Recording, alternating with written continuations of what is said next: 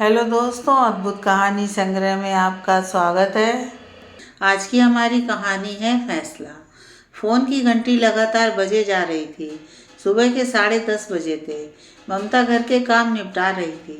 कौन होगा जो इतनी सुबह सुबह फ़ोन पर फ़ोन किए जा रहा है?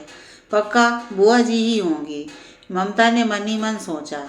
जब से निर्मला बुआ जी के बेटे की शादी की बात चल रही है, तब से बुआ जी हर दूसरे दिन सबके पास फ़ोन करके वक्त बेवक्त सबको परेशान करती रहती हैं।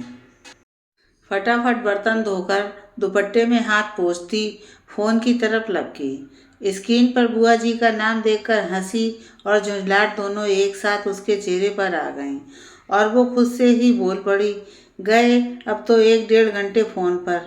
जी बुआ जी प्रणाम, कैसी हैं आप? ममता बोली। खुश रहो। कहाँ थी भाई, कब से फ़ोन लगा रही हूँ। बुआ जी ने सवाल के बदले सवाल दागा। बस बुआ जी, घर के कामों में लगी थी। आप बताइए, कैसे याद किया? ममता ने पूछा।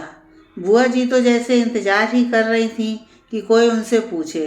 छूटते ही बोल पड़ी, अरे क्या बताऊं, प्रभात के लिए इतने अच्छे अच्छे रिश्ते आ रहे हैं, मगर उसे तो कोई पसंद ही नहीं आ रही। ऊपर से बोलता है शादी करूंगा तो बिना दहेज के। अब तुम ही बताओ भला, इतना पढ़ाया लिखाया बेटे को, इतने पैसे खर्च किए, हर तरह की सुविधा दी, क्या इसी दिन के लिए कि बेटा अपनी मनमानी करे?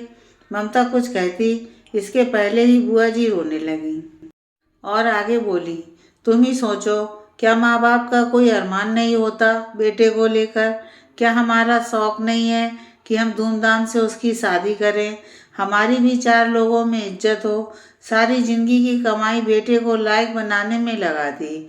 अब जो भी हमारा है सब बेटे को ही तो देंगे, तो हमारा भी तो हक बनता है कि हम उसकी शादी में अपनी हर इच्छा पूरी करें। आखिर जो कुछ भी बेटे को हम देंगे तो आगे चलकर उसकी पत्नी का भी तो होगा।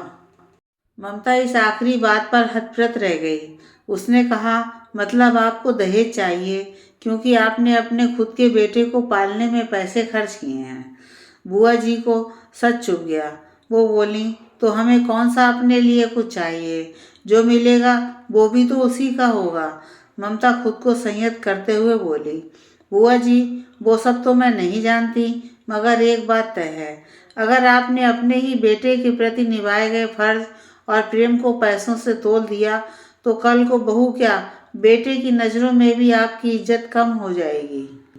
बेटा तो फिर भी हो सकता है सालों के लगाव की वजह से कुछ ना कह पाए, मगर बहू का मुंह खुलने में 1 महीना भी नहीं लगेगा।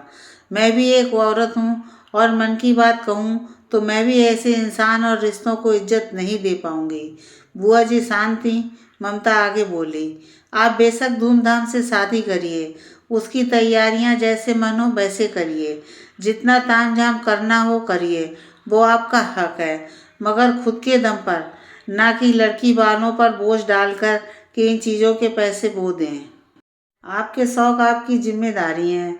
सीधे सीधे कहूँ तो बुआ जी, या तो दहेज मिलेगा जो पलक झपकते ही खर्च भी हो जाएगा, या फिर बहू से जिंदगी भर का प्रेम और सम्मान मिलेगा जो बुढ़ापे तक हर अच्छे बुरे वक्त में आपके साथ रहेगा। फैसला आपका है। बुआ जी काफ़ी देर तक बहुत गहरी सोच में चुपचाप फ़ोन लिए खड़ी रहीं, फिर फ़ोन काट दिया।